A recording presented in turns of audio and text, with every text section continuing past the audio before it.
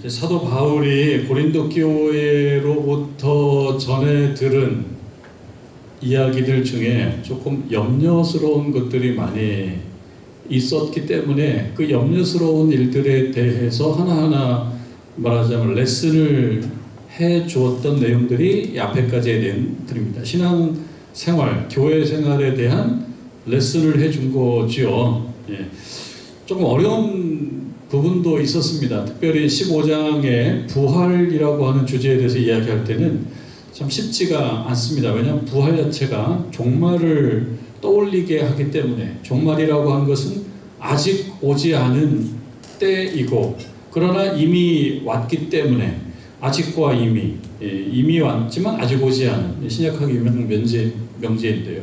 그래서 우리들은 어떤 존재냐면은 현재부터 종말, 현재와 종말 사이를 사는 존재들이라고 말씀드렸죠. 그 종말에 대한 이야기이기 때문에 종말에 대한 이야기를 현재 언어로 표현하는 것은 그거는 어려움이 있습니다.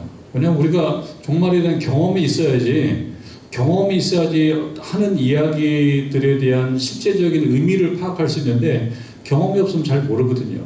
우리가 외국어를 공부할 때 어려운 것들은 외국어 속에 담겨져 있는 그 사람들의 이야기, 어떤 경험들을 잘 모르기 때문입니다. 뉘앙스, 뜻을 잘 모르기 때문에 어려워요. 그래서 부활을 설명할 때 사도 바울은 예수님을 다메섹으로 가는 과정 속에서 만난 특별한 경험이 있어서 그 확신을 가지고 강하게 외치는데 듣는 사람들 입장에서는 어려운 겁니다. 그래서 성령께서 함께해 주시지 아니하시면 인간적으로 이해하면은 잘 이해가 안 되는 그런 이야기들이었습니다.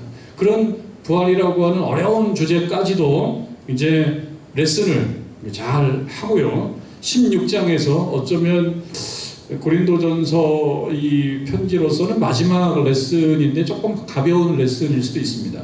그래서 16장은 마지막이니까 어떻게 보면은 이제 마무리, 인사말, 편지라고 하면 인사말, 마지막 인사말인데 그 인사말 앞에 조금 어떤 좀 작은 주제가 하나 있는데요. 그 주제를 우리가 다루게 될 것이고, 그리고 이제 그 주제와 함께 고린도 교회를 향한 사도 바울의 어떤 마음, 열정, 열심에 대한 생각을 조금 해보는 그런 시간이 될 것 같습니다. 여러분, 지난주에 우리가 읽은 말씀들 중에 결론적인 말씀은 15장 58절이라고 그랬습니다. 기억하십니까?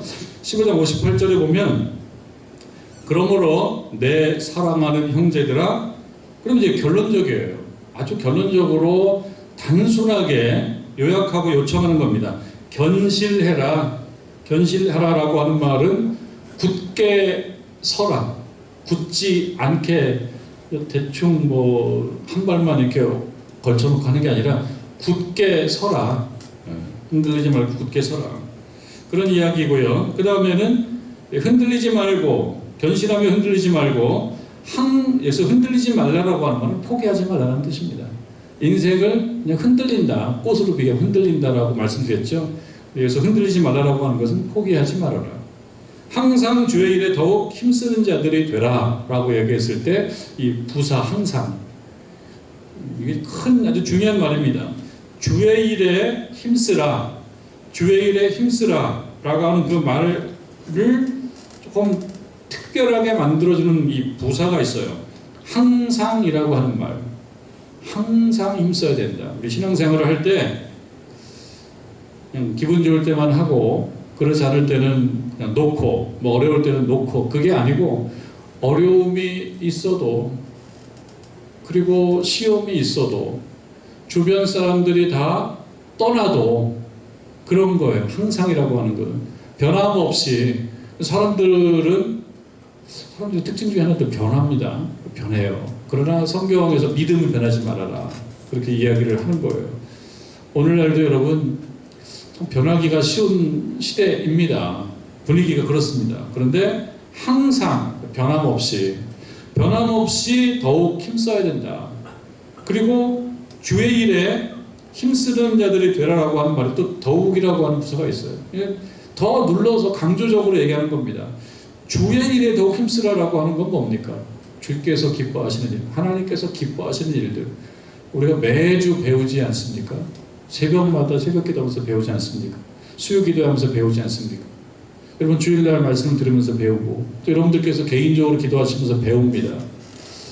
개인적으로 혹시 정해놓으신 기도 시간이 있으신 분들은 기도하시면서 하나님께서 원하시는 것이 무엇인지를 들으실 거예요.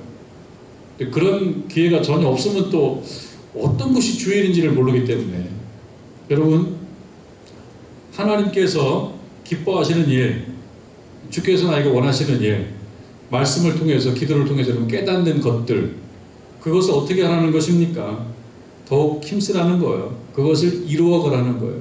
듣고 끝나지 말고요. 특히 이제 원하시는 게 있어요. 하나님께서 사랑해라. 사랑하는 것이 좋다는 것은 압니다만 어렵습니다. 또 어렵습니다라고 하는 말을 또 좀 완곡하게 표현해서 쉽지 않아요. 쉽지 않다라고 얘기하는 거 틀린 건 아닌데 쉽지 않아요라고 하는 말이 내가 더욱 힘쓰지 않을 명분이 될 때가 많습니다. 그렇게 장치를 하는 거예요. 신앙생활하기 쉽지 않아요.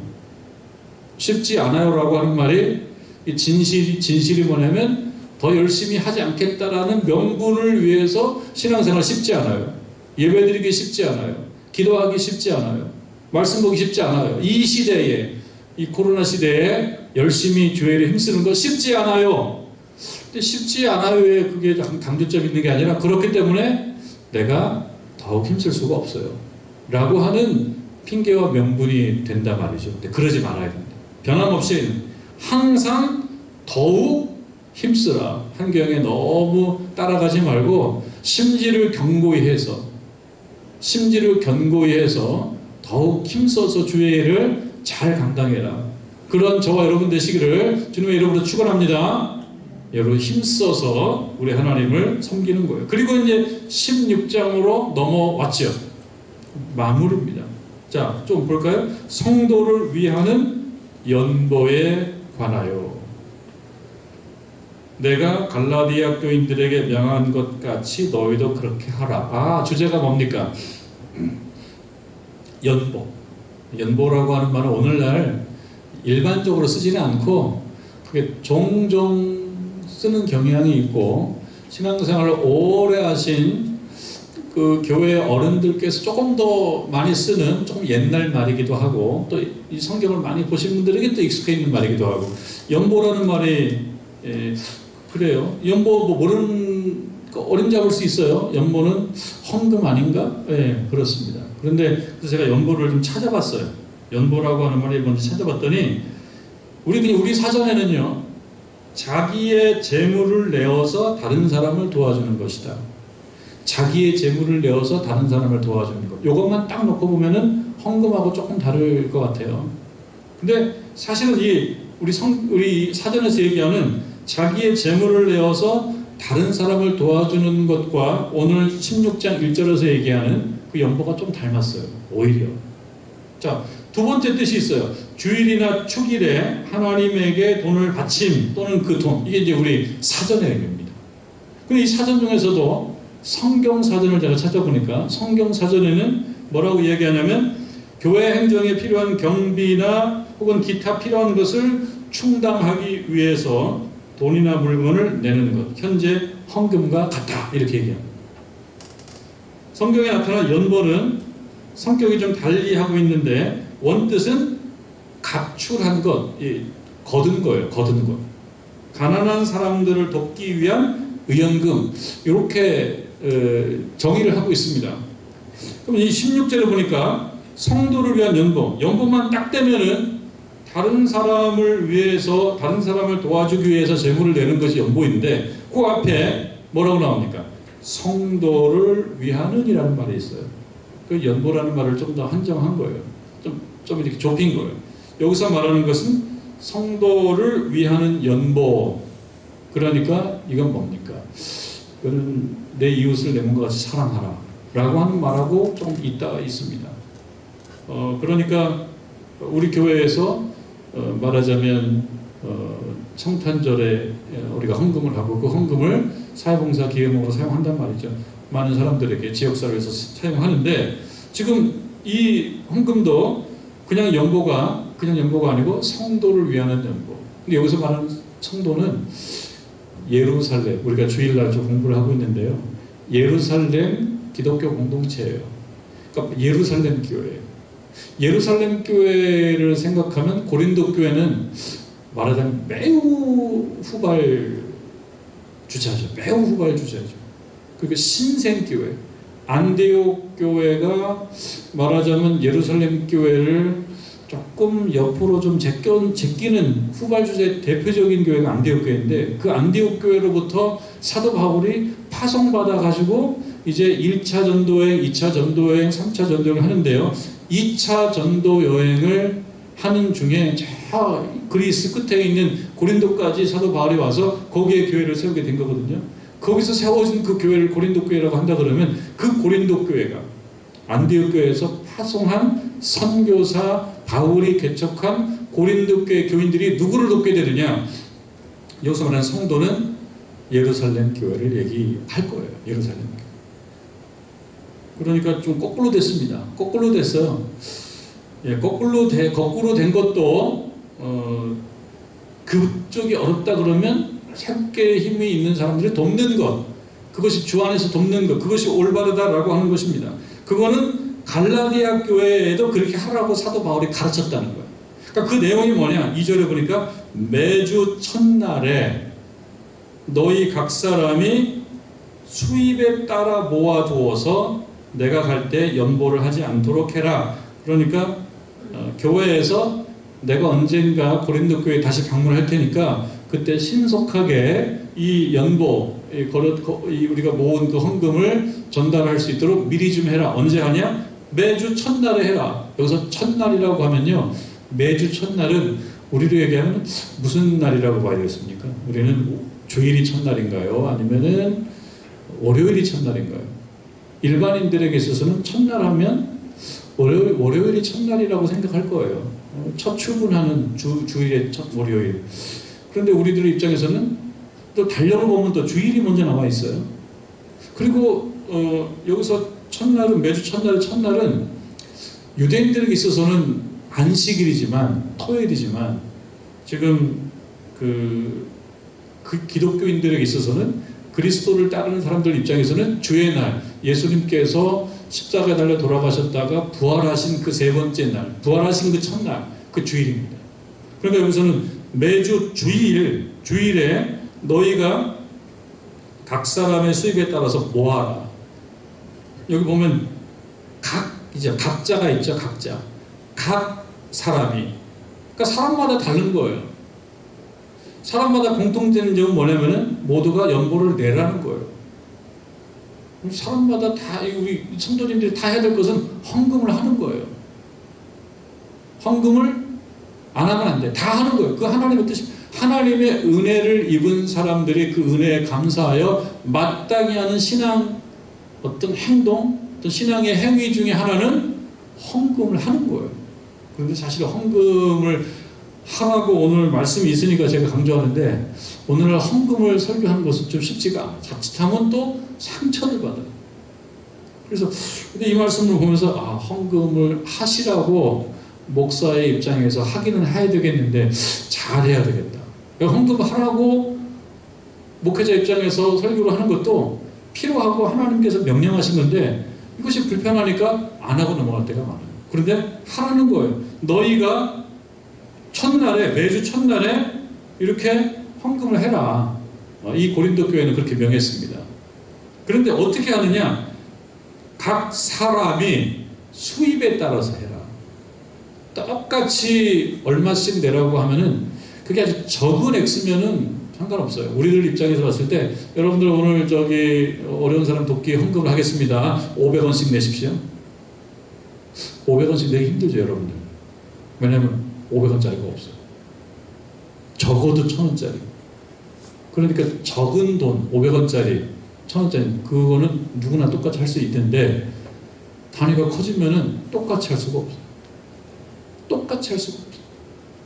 그래서 사도 바울도 얘기합니다. 각 사람이 자기 수입에 따라서 하는 거예요. 이것도 명령입니다. 우리가 하나님 앞에 드리는 예물은 어떻게 하라는 거예요? 내 수입에 따라서 거기에 가장 적절하고 적합하게 하나님께 예물 올려드린다. 누구나 다 11조양이 달라요. 왜? 수입이 다르기 때문에. 그거는 참 공평한 거예요. 11조를 하나님께 드리는데 액수가 달라요. 수입이 달라요. 그러나 다 하라는 거예요. 하지 말라는 거 아니에요. 오늘 말씀이 있어서 그래 하는 거죠.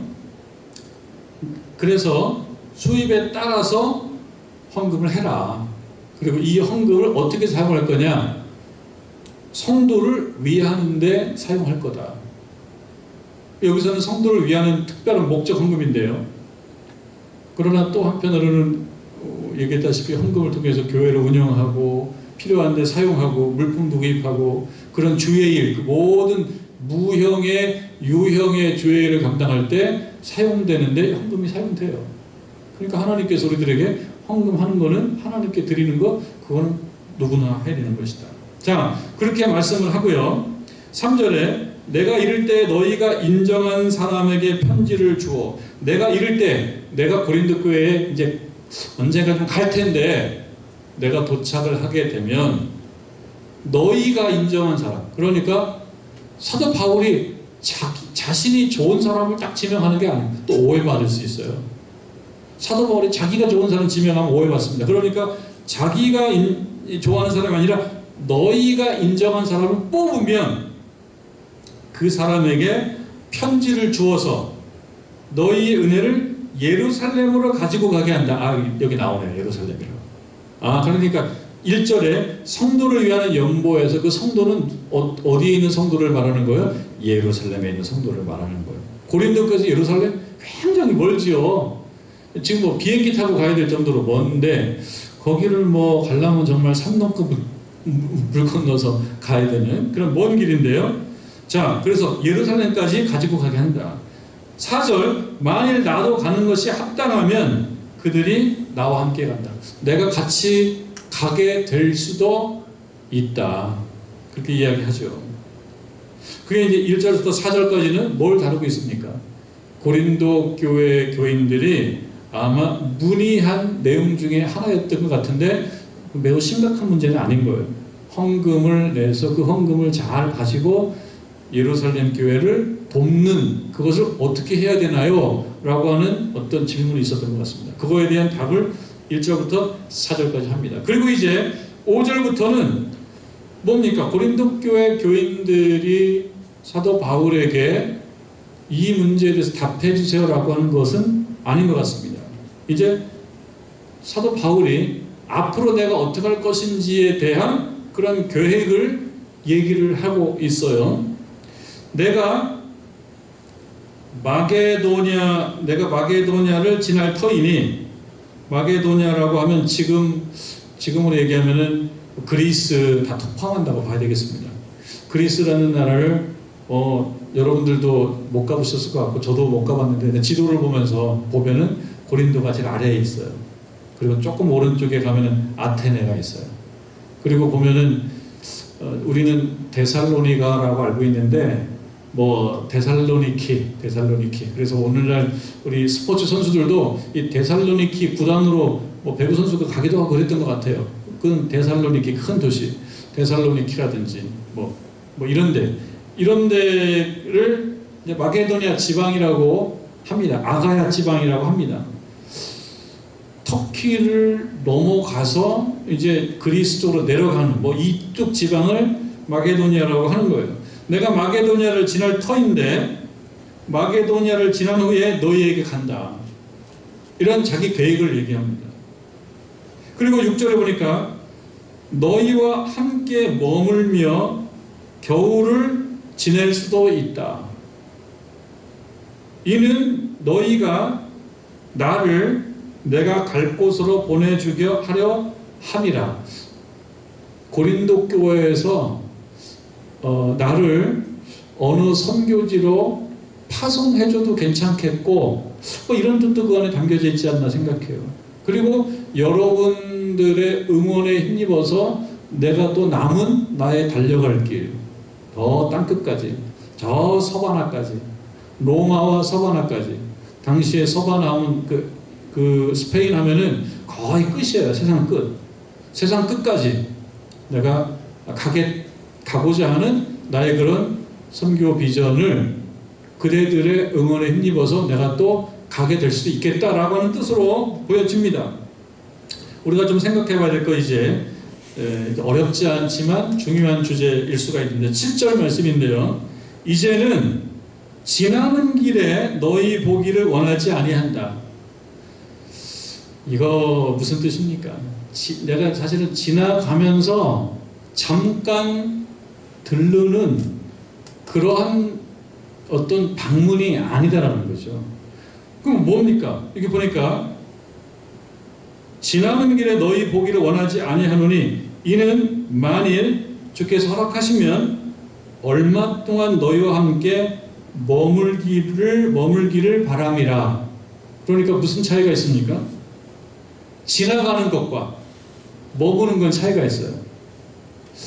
우리가 뭐 여행을 할 때 여행하는 사람들의 다 그 개인적인 차이가 있는데 지나가면서 사진을 찍는 거에 의미를 두고 그냥 사진 가는 분도 있겠고 한 곳에서 그냥 뭐 3일이고 5일이고 일주일이고 그냥 계속 머무는 사람도 있을 거예요. 지나가는 건 그냥 지나가는 거예요. 깊이 보지를 못해요. 여러분들 여기 해보셨겠습니다만 지나가는 것은 깊이 보지를 못합니다. 사는 것과 지나가는 건 굉장히 달라요. 또 여행과 거주하는 것도 굉장히 달라요. 여행은 뭐 예를 들면 여행을 하면서 뭐 한 일주일 동안 거기에 머물 수 있어요. 일주일 동안 머무는 거하고 자기 돈 내고 한 달짜리 집을 월세를 얻어가지고 한 달 사는 거는 굉장히 달라요. 조금 제가 그런 경험이 있어서 말씀드려보는 거죠. 살아보니까 좀 다르더라고요. 살아보면 스쳐 지나가는 거하고 보이지 못하는 것도 굉장히 많이 보게 되고 또 많은 사람들 만나게 되고 그런 차이가 있더라고요. 그래서 사도 바울이 지금 얘기합니다. 내가 스쳐 지나가는 그런 만남이 아니고 머물겠다. 머물다라고 하는 것은 좀 다릅니다. 오랫동안 함께 있으면서 이거는 같이 사는 거예요. 같이 살아가는 거고 인생을 동행하는 거예요. 일정 기간 동안. 자, 그런데 여기 보니까요. 만일 주께서 허락하시면 얼마 동안 너희와 함께 머물기를 바란다. 왜요? 여러분 생각해 보십시다. 사도 바울이 고린도 지역에 대한 어떤 관광 명소를 가고 싶은 거일까요? 어쩌면 고린도 교회가 그리울 수도 있어요. 고린도 교회가 그리울 수도 있어요. 그 뒤에 무슨 뭐 뒷산도 그립고 앞에 광장이나 무슨 무슨 식당이나 뭐 그게 그리울 수도 있습니다. 근데 여기가 단순히 머무는 게 아니라 너희와 함께예요. 너희와 함께. 그러니까 이 사도 바울이 고린도 교회에 머물기를 바라는 것은 그 목적이 뭡니까? 당신들이라는 거예요. 우리가 그리움이라고 하면은 떠올리게 되는 그런 연관어가 있어요. 고향입니다. 고향. 고향하면 그리움이고. 근데 그 고향하면은 내가 살던 동네, 내가 살던 어떤 도시, 동네를 얘기하지만 거기에 내가 같이 살았던 사람들이 없으면 고향이라는 의미는 굉장히 약해집니다. 그러니까 그리움의 대상이 단순히 어떤 도시, 어떤 지역이나 어떤 물건이나 그럴 때는 그리움의 강도가 굉장히 약해져요. 그리움의 강도가 강해지는 것은 언제예요? 그곳에 내가 함께했던 사람들이 있을 때 그리움의 강도가 굉장히 강해지는 거예요. 내가 함께했던 사람들, 내가 함께한 사람들을 떠올릴 때 그리움이 강해지는 거예요. 장소나 물건은 그립기는 그리운데 사람만큼 그리운 건 아니에요. 제가 어떤 말씀을 준비하다가 어떤 분이 써놓은 짧은 글을 하나 읽었는데요. 그 제목이 그거예요. 나에게 있어서 8월은 어머니이다. 나에게 있어서 8월은 어머니이다. 왜냐하면 그 8월 한 2년 전에 비가 많이 왔을 때, 2개월 동안 50일간 비가 왔을 때, 그때 그 어머님이 아프셨고 그때 어머니 세상을 떠나셨대요. 그러니까 자기는 내가 살아간 날 동안에 8월의 비는 어머니다. 비가 내리면 나는 어머니를 생각한다는 거예요. 그 제목이 그거예요. 8월의 비는 내 어머니다. 그러니까 사람들이 그리워하는 것은요, 사람인 거죠. 8월의 비가 그리운 게 아니라 8월의 비가 어떤 사람을 생각하게 만드는 거예요. 사도 바울이 지금 고린도 교회를 가고 싶어요. 고린도 지역을 가고 싶어요. 왜? 고린도 지역에 있는 나와 함께 했던 그 교인들, 그 교인들과 함께 머물고 싶은 거예요. 다른 말 얘기하면 뭡니까? 사도 바울은 고린도 교회 교인들을 만나고 싶어 하는구나. 그리워하는구나. 왜 그리워하겠습니까? 거기에 자기 인생이 있으니까. 거기에 자신의 열정이 있으니까. 거기에 자신의 사랑이 있으니까. 여러분, 그런 이야기 합니다. 사랑이 지나간 자리에는 그리움이라고 하는 꽃이 핀다. 어떤 시인이 한 말이에요. 사랑이 지나간 자리에는 그리움이라는 꽃이 핀다. 그러니까 반대로 얘기하면요, 사람을 만나도 사랑이라고 하는 어떤 서로 간의 교감과 관계가 없으면 그리움이라고 하는 꽃이 피지 않아요. 근데 사도 바울이 고린도 교회 교인들을 보고 싶어요. 같이 더불어서 머물고 싶어요. 그곳에서 한동안 살고 싶어요. 그 사람들과 만나고 싶은 거예요. 왜 그렇습니까? 사랑이 있었기 때문에. 어우러지면서 사랑이 있었기 때문에 여기 또 날짐승이 날아다녀가지고 사랑이 있어서 그리움이 핀 것입니다. 여러분들, 그리움이라고 하는 것은 그 독일어로는 젠죽트라고 얘기합니다. 젠죽트라고 얘기하는데 독일 사람들이 가장 아름답게 생각하는 단어, 그게 젠죽트라고 합니다. 들었어요. 그것은 무엇입니까? 그 그리움이라는 말, 그게 젠죽트라고 하는 말은 우리말로는 그리움이라고 번역되는데 정확히 그리움이라는 말로 다 이렇게 담을 수는 없는 그 뜻도 그 안에 있답니다. 근데 그 안에 뭐가 있을까요? 사랑이 있기 때문이죠.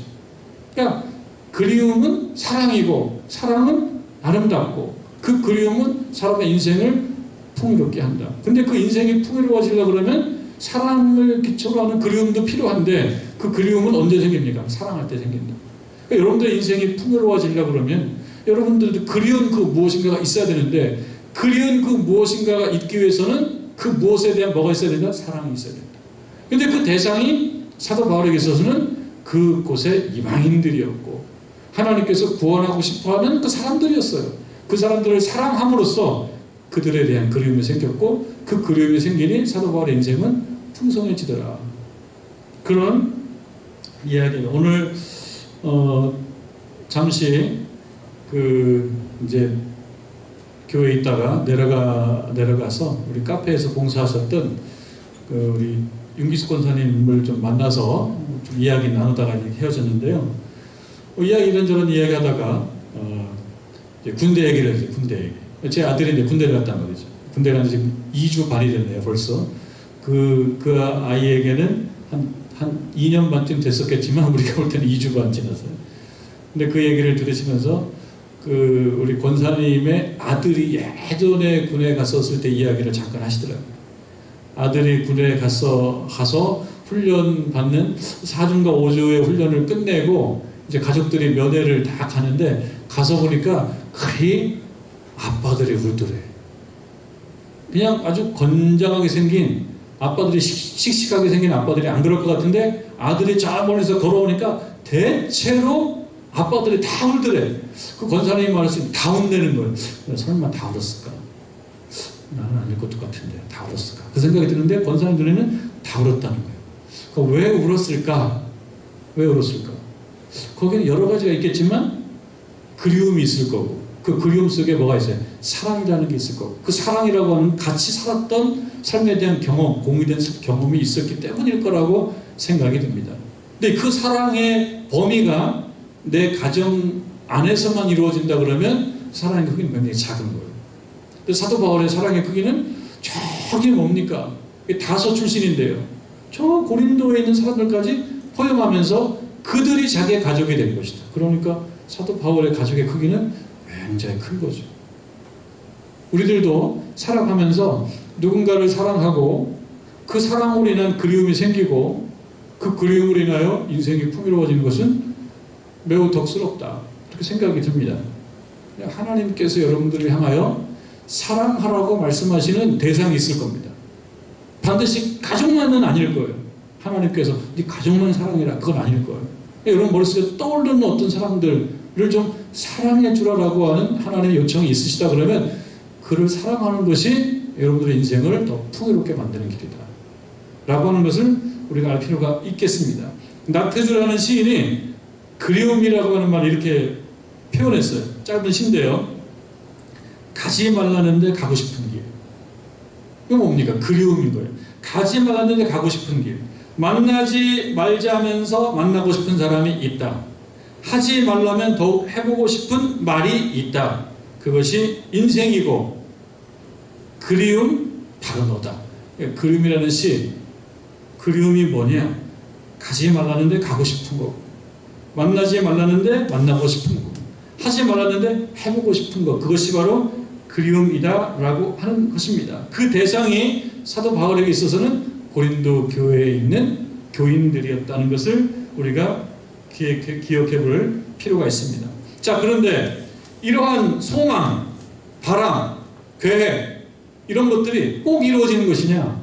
꼭 이루어지는 것은 아니에요. 오늘 이야기합니다. 7절, 이제는 지나는 길에 너희 보기를 원하지 아니하노니 이는 만일 주께서 허락하시면. 사도 바울은 알았어요. 이 만남이라는 게 얼마 동안 너희와 함께 머무는 거, 내가 그 소망이 있는데 내 소망이 그대로 다 되는 게 아니라는 거예요. 언제 됩니까? 주께서 허락하시면. 이것이 우리의 기도 제목인 거죠. 우리가 하고 싶은 일이 많이 있지 않습니까? 사도 바울에게 있어서는 고린도 지역에 머무는 것이, 이것이 소망이었어요. 근데 이 소망이 다 이루어지는 게 아닙니다. 언제 이루어집니까? 하나님께서 허락하시면 이루어집니다. 그러니까 오늘 우리가 기도할 기도의 제목 중에 여러분들 마음속에 사도 바울은 고린도 교회에 머무는 것이었어요. 여러분들께서 원하시는 것이 있어요? 소망이 있어요? 계획이 있어요? 하고자 하는 어떤 열정이 있어요? 다 되는 게 아닙니다. 그게 다 이루어지는 것이 아닙니다. 언제 이루어지냐? 하나님께서 허락하시면 된다. 그러니까 우리들은 기도하는 거예요. 왜? 하나님 허락하시도록. 하나님께서 허락하시면 다 되는 것이다. 나는 바라지 않고 소망하지 않아도 된다. 그건 아니에요. 별개의 문제입니다. 내가 소망하고 내가 바라고 내가 계획하는 것은 내 할 일이에요. 허락하시는 건 하나님의 일이에요. 근데 그 허락하시게 되는 거는 어떤 그 과정의 절차가 필요하냐? 기도라고 하는 일이 필요해요. 우리가 기도할 때 하나님 그 기도를 들어주시면 허락해 주신다. 그런데 때때로 내 욕심으로 인한 기도라면, 그리고 하나님이 나를 사랑하신다면, 그걸 들어주실 때 나에게 더 해가 된다면 하나님은 어쩌면 그걸 허락하지 않으실 수 있죠. 그러니까 허락하지 않는 것은 다 그거는 하나님의 응답이 아닌 것이다. 이렇게만 볼 수가 없는 거예요. 하나님의 응답은 때때로 허락을 늦추시거나 어느 경우는 허락을 안 하실 경우도 있을 수 있다. 왜? 나를 사랑하십니까? 어쩌면 내가 바라는 것이 내가 나에게 필요한 니드가 아니고 내가 그냥 원트일 수가 있기 때문에, 내가 원하는 거 다 해주는 것이 꼭 복은 아니기 때문에, 어느 경우는 하나님께서 우리를 사랑하시기 때문에 그 응답을 늦추시거나 어느 경우는 포기시키는 경우도 없지 않으실 것이다. 그럼에도 불구하고 우리는 하나님께 소망하는 거고 계획을 아뢰는 거고 기도하는 것입니다. 그리고 이루어 주시는 것은 하나님이십니다. 하나님이 허락해 줄 때 이루어 주시는 것입니다. 예전에 봤던 영화가 한 가지 생각이 났어요. 2014년도에 개봉한 영화 중에 국제시장이라는 영화 있었는데 제가 예전에 한번 인용했습니다. 꽤 됐습니다. 제가 국제시장이라는 영화를 보면서 3번 울었다고. 그때 참 예전에 안 그랬는데 눈물이 많아진 것 같다고. 3번쯤 울었다고. 그런데 오늘 그 부분 영상을 보면서 또 한 번 울었어요. 어느 부분 때문이냐? 마지막 부분. 국제시장이라는 영화는요, 황정민이라고 하는 배우가 주연한 그 영화인데 1950년 우리 한국전쟁으로부터 시작합니다. 한국전쟁 때 피난을 오는 과정에서 아버지는 결국 오지 못하고 이 주인공 덕수, 이 말하자면 어린이 덕수가 이제 한국으로 남한으로 오게 돼서 그래서 원치 않게 가장 역할을 하게 되는 거예요. 그러니까 얼마나 인생이 힘들겠습니까? 아버지 못 오셨어요.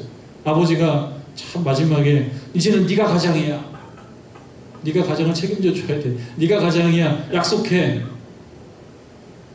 그런 어떤 그 옛날 시간이 흘렀습니다. 그리고 이제 덕수는 한국에 와서 정말 피나게 일하고 열심히 일하고 가정을 돌보고 하면서 세월이 가는 거예요.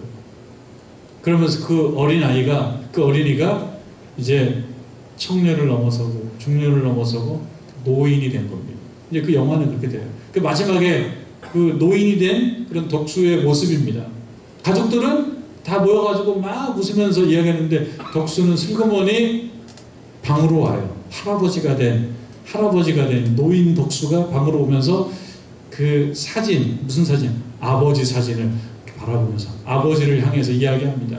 사진을 향해서, 없는 아버지를 향해서 이야기하는 거예요. 뭐라고 얘기하냐면 이렇게 얘기합니다. 아버지, 사투리로 얘기해. 아버지, 내 약속 잘 지켰지 얘. 막순이도 찾았고 얘. 막순이 잊어버렸었거든, 내 동생을. 막순이도 찾았고 얘. 이만하면 내 잘 살았지 얘. 사진을 보면서 혼자 얘기하는 거예요. 이만하면 내 잘 살았지 얘. 근데 내 진짜 힘들었거든요. 참 그거 제가 이렇게 표현해 드리니까 조금 실감이 떨어지는데 그 장면을 보면은 조금 뭉클해요. 한 사람이 힘든 시절을 보내오면서 정말 내가 쓰러지면 다 쓰러진다 그런 마음으로 막 편하게 살아왔어요. 그리고 이제 늙었어요. 노인이 됐어요. 그리고 그 아버지, 그 노인에게도 아버지가 있는 거예요. 그 할아버지에게도 아버지가 있는 거예요. 그 할아버지가 된 아들이 그 기억 속에 있는 젊은 아버지를 생각하면서 기억 속의 젊은 아버지를 향해 얘기하는 거예요. 이만하면 내가 잘 살았지. 근데 진짜 힘들었어요. 이렇게 얘기합니다. 그러면서 이제 영화니까 화면이 싹 바뀌는데요. 이제 그 할아버지가 된 덕수가 어린이의 모양으로 딱 바뀌면서 젊은 아버지가 나타나요. 뭐 일종의 그 생각 속에서 생각의 경험일 거라고 생각해요. 젊은 아버지가 나타나면서 이 어린 덕수, 아들 덕수를 안아주면서 울지 마라 덕수야. 네가 얼마나 시게 고생했는지 내가 다 안다. 내가 네에게 고맙다. 내가 네에게 참 고맙다. 내 못한 거 네가 잘해줘서 진짜 고맙다. 라고 하면서 아들을 안아줘요. 덕수가 그 어린아이가 막 통곡해요. 막 울면서 얘기합니다. 아버지가 되게 보고 싶었습니다. 아버지가 되게 보고 싶었습니다. 아버지가 그래 내도 네가 영 보고 싶었다. 그러면서 뭐 이렇게 그 자기의 어떤 정신적인 경험이죠. 실제로 아버지가 온 건 아니고요. 일종의 그냥 환상인데 그런 경험을 이제 영화는 그렇게 만들어주는 겁니다. 그 덕수의 마음속에는 어린 덕수가 있었던 거고요. 그 어린 덕수는 심리학적으로 얘기하면은 참 고생을 많이 하고 아픈 덕수였던 거예요. 근데 이제 거기에 뭐 심리학적으로는 뭐 치유를 받는다고 얘기했겠죠. 그러나 그 말씀을 드리려고 하는 건 아니고 우리들도 살면서 매우 힘들게 이 덕수처럼 내가 해야 될 일, 약속이 있습니다. 우리가 해야 될 일들이 있어요. 근데 그 누가 우리에게 약속하냐? 하나님 아버지가 저와 여러분에게 뭔가를 요청하고 약속합니다. 이제 네가 해야 된다. 약속하자. 라고 하는 그 약속을 지키기 위해서 우리들도 하루하루 열심히 살아요. 때때로는 눈물도 흘리면서 아픔을 느끼면서 새벽 공기를 가리면서 기도하시고 또 열심히 일하시고 어느 경우는 슬퍼도 하다가 울기도 하다가 이런 시간을 보냅니다. 그러면서 이 덕수는 그랬지만 우리들에게 맡겨진 그런 일, 사도 바울에게 있어서는 그 일이 어떤 일이었어요? 고린도 교회 교인들을 돌보는 일, 에베소 교회 교인들을 돌보는 일, 그런 일이었어요. 우리들에게도 누군가를 돌보는 일이 있다. 열심히 최선을 다해서 하다 보면 어느 때 우리 하나님께서 우리의 등을 토닥이실 때가 있을 것이다. 그때 우리가 하나님께 얘기한 거죠. 우리가 하나님을 참 그리워했습니다. 제가 하나님을 참 그리워했습니다. 이 그림이라는 주제가 이렇게 연결되네요. 우리가 하나님을 참 그리워했습니다. 보고 싶었습니다. 왜? 내가 혼자 힘들었기 때문에. 제가 힘드니까 아버지 하나님이 보고 싶은 거예요. 그때 아버지 하나님께서 네가 열심히 산 거 다 안다. 고맙다. 내가 해야 될 일을 네가 이렇게 잘 감당해 준 거 참 고맙다. 그때 제 이만하면 잘 살았지에 라고 우리가 하나님 아버지께 말할 수 있는 인생이라 그런다면 그 인생은 매우 풍성한 인생이 될 수 있을 것이다. 힘들고 눈물이 나고 그리움도 있고 어려움이 있겠지만 그리 되면은 우리가 하나님께 칭찬받는 그런 인생이 될 수 있을 것이다. 오늘 사도 바울은 말씀으로 가면 고린도 교회 교인들을 보고 싶어 했습니다. 왜냐하면 거기에 자기 인생이 있기 때문에 그렇습니다. 우리들도 살아가면서 이 그리움, 우리가 사랑하는 사람들을 열심히 잘 돌볼 책임이 있음과 동시에 우리의 아버지 하나님에 대한 그리움을 마음에 담고 하나님께서 나에게 약속하신 하루하루의 삶을 열심히 살아간다면 우리들의 인생이 더 풍요로워질 수 있을 줄로 믿습니다.